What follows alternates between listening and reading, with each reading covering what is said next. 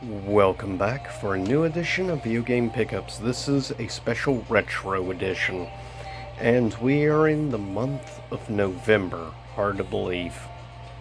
It's that late in the year, but with that said, overall retro. First up, we have one several months back, an eBay thing, sniped at the last second, got the full complete card set for the Game Boy Advance e-reader, all 5 cards to play Ice Climber, which was still ended up cheaper than buying the actual game Ice Climber, though this is the full game in card form, which is pretty cool if you ask me, in all honesty. I just love it. And basically all you would do with each of these cards is swipe, like each side and stuff.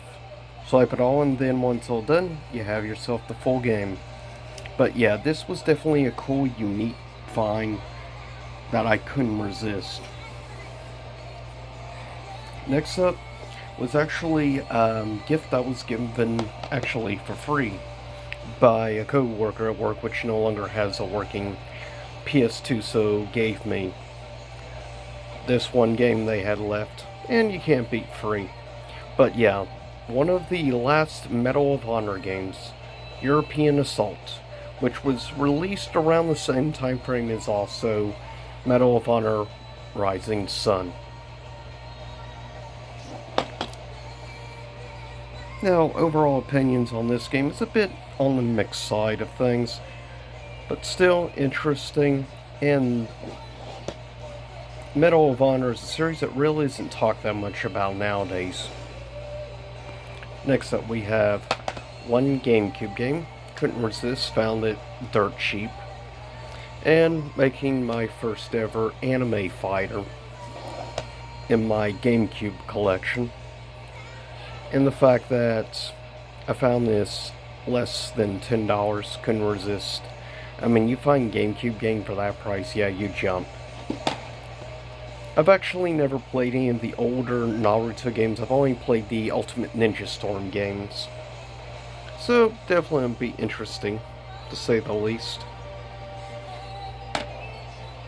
Oh yeah, if you're wondering, the background music is from Grand Blue Fantasy Versus. Next up, I have 3 different Japanese import fighting games for the Saturn. The first up is, of course, Real Bout from SNK, which is considered one of the best of the Fatal Fury series by a decent amount of SNK fans out there.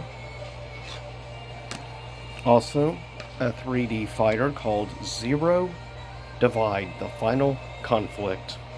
And yeah, it was an old school 3D fighter that took place in space.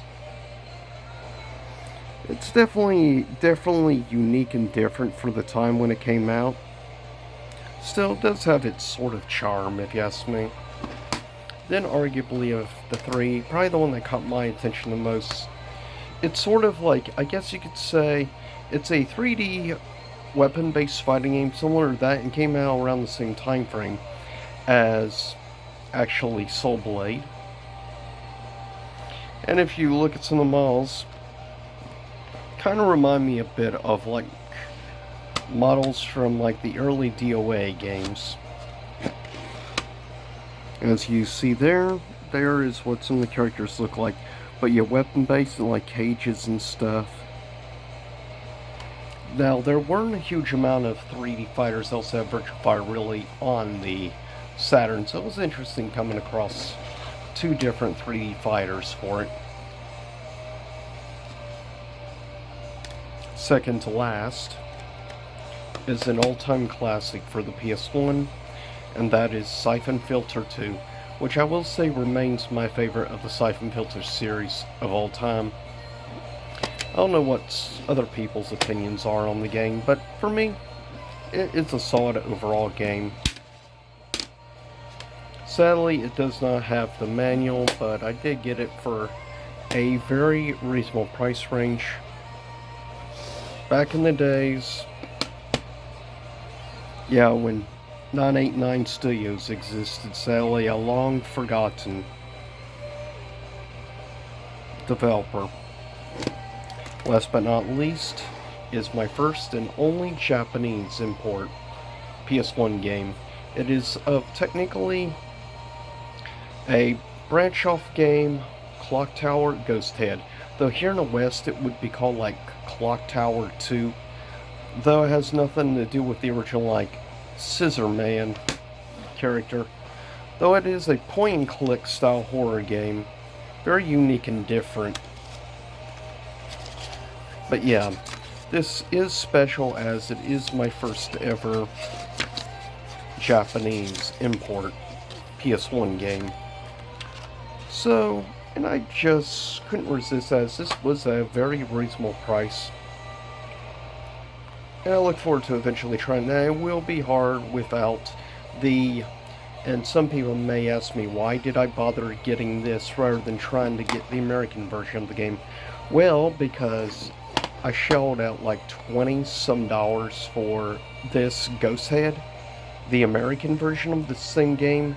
You will be shelling out $300 to $400. So yeah, no, I'm not spending that kind of money. Eventually, once again, I'm going to have to find like a fan translation, try to play the game that way. It will not be easy with all the text, unfortunately, and stuff, but I will give it a shot and give my opinion. But with that said, that is it for this retro edition of Pickups, and I'll see everyone next time. Stay safe.